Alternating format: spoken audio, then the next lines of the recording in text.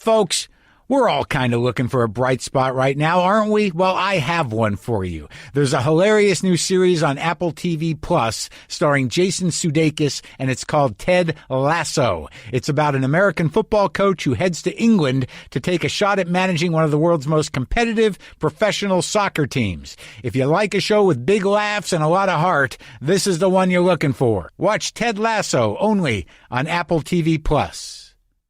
Lock the gate!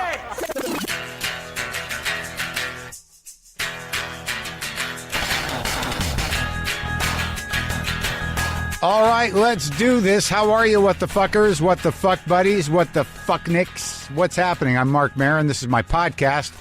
How are you? Are you okay? Are you doing all right? Man, I've got to assume that everyone's tired of this shit. And by shit, I mean this fucking president. Anyway, today on the show, I talked to, I'm going to talk to J.K. Simmons, the actor. You know him. He was in Whiplash, Juno, Oz, Law and Order.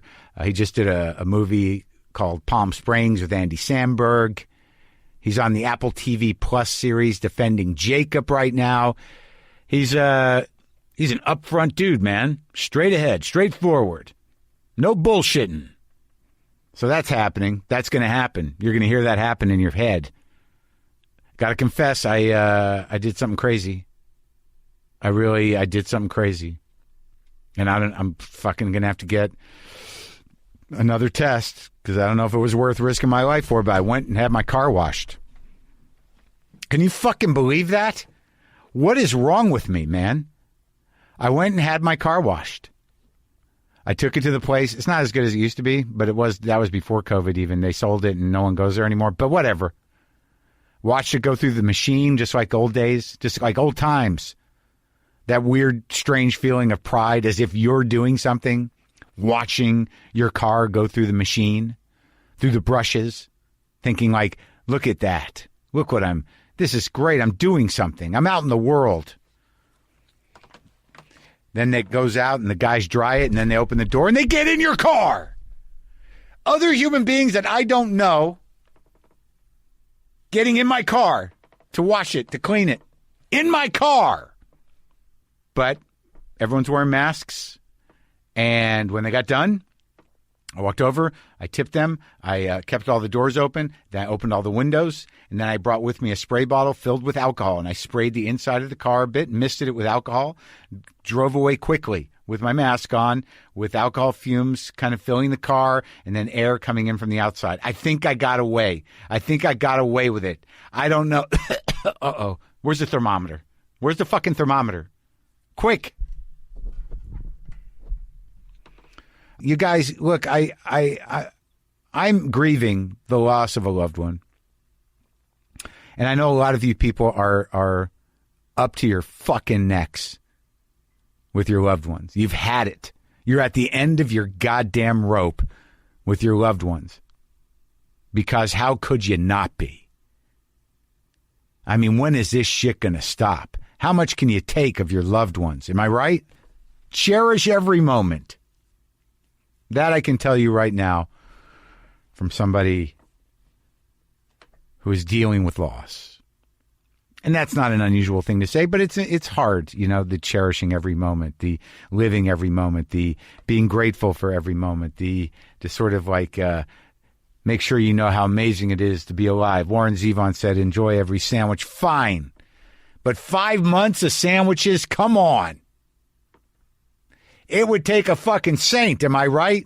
I'm sorry. What I meant to say is like, I know things are difficult for some of you in terms of, the stress of proximity. But I also think that probably some of you are going pretty deep. You're going pretty deep. Probably deeper than you ever imagined possible with your significant others, with your children, with yourself. But again, 5 months is a long time, and maybe it's time to rappel out. It's time to climb back out. Gone deep enough? Let's get back to some surface shit. God, I got to assume that people are just craving passing attention from strangers even.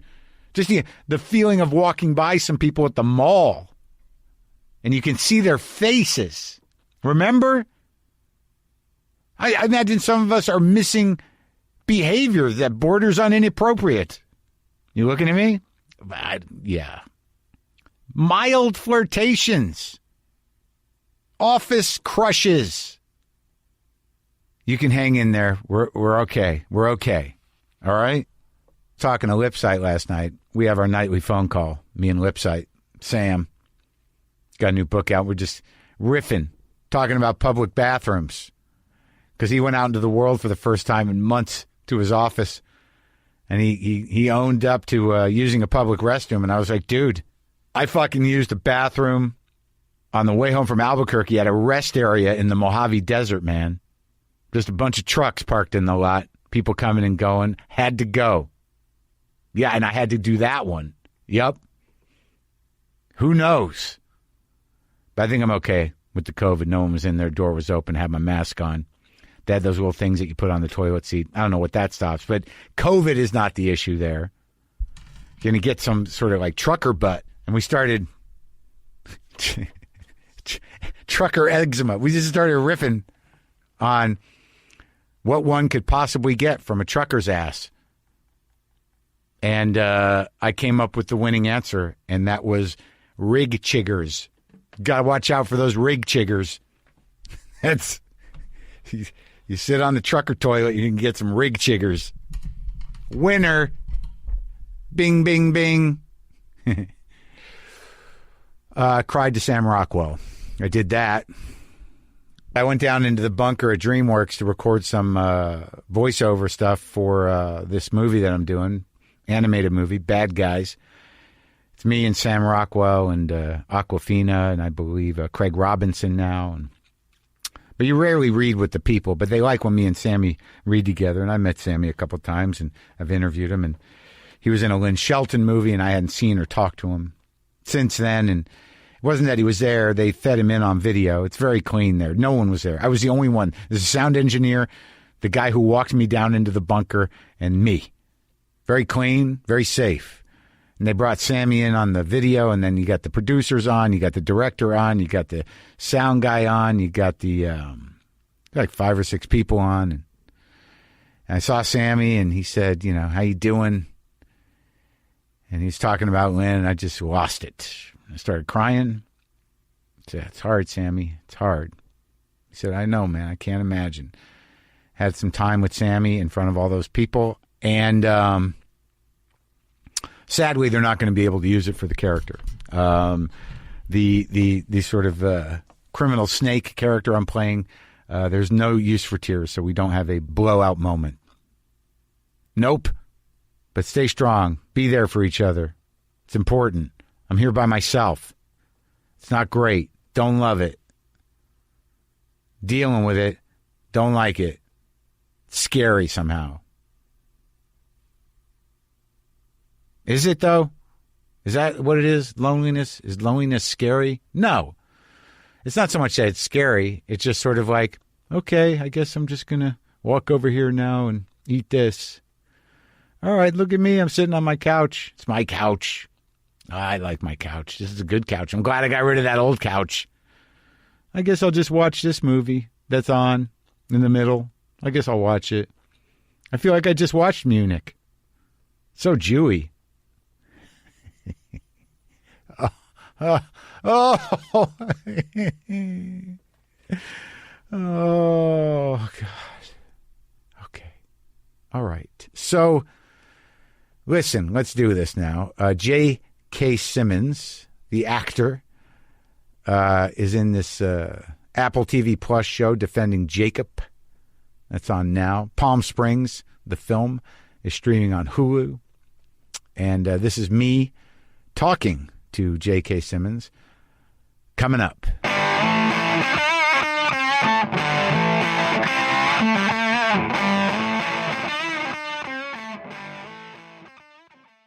Folks, it's summertime. Right? It's time to embrace the ice cream, and I'm talking to everyone here because even if you don't do dairy, our friends at Ben & Jerry's have a plan for you. Ben & Jerry's has 3 new non-dairy frozen desserts that are a brand new twist on vegan euphoria. The Ben & Jerry's flavor gurus were working overtime when they made the new non-dairy frozen desserts with sunflower butter. Oh, man.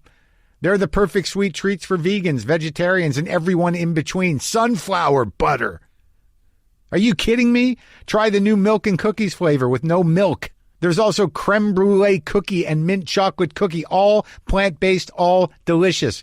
Going plant-based is smart for a whole lot of reasons, but if you've never tried a plant-based ice cream, these Ben & Jerry's flavors are a great place to start. And if you don't mind, I'd like to continue to petition for some plant-based peanut butter cup. Come on, fellas. It's my favorite Ben & Jerry's flavor. I know you can do it. Come on.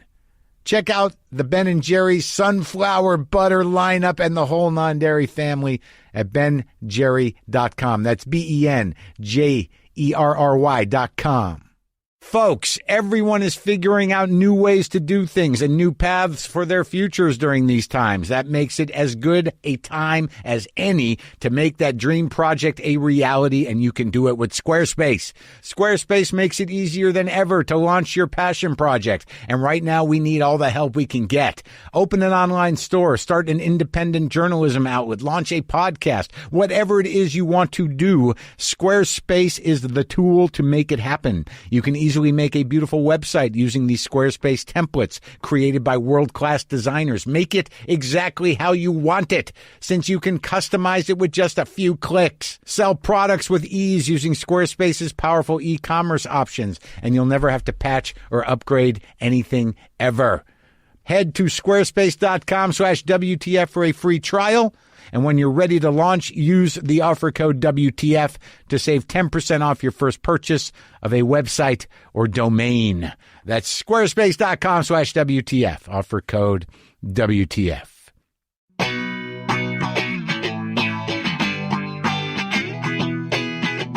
JK. Marc. Is that what people call you? That's what they say to you? They go, "Hey, JK"? Yes, generally speaking, there are a variety of nicknames that people who've known me, more than 40 years might use. Yeah, but right. we haven't known each other that long, so we've known each other literally 30 seconds, I think, roughly. But no one calls you by your name. No, I don't get a lot of Jonathan or except actually it's a good thing too, because when I get, a random phone call and it says, or email or whatever, it says Jonathan, then I know it's going to be BS. Yeah. Right. That guy doesn't know me. Yeah. Not reading that shit.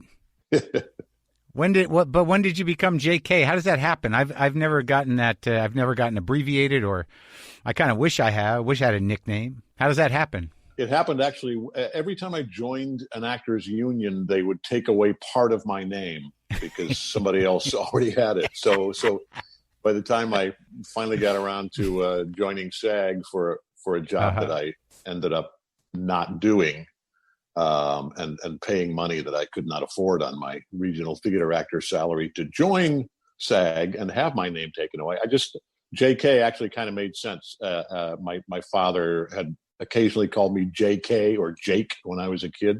Jake. And that's one of the nicknames that some of the old pals call me, actually. I like that. Jake's a good name. I gave it away. Yeah. So literally when you signed up for the union, they're like, no, we got a Jonathan Simmons. We got a John Simmons. We got a Jonathan K. Simmons.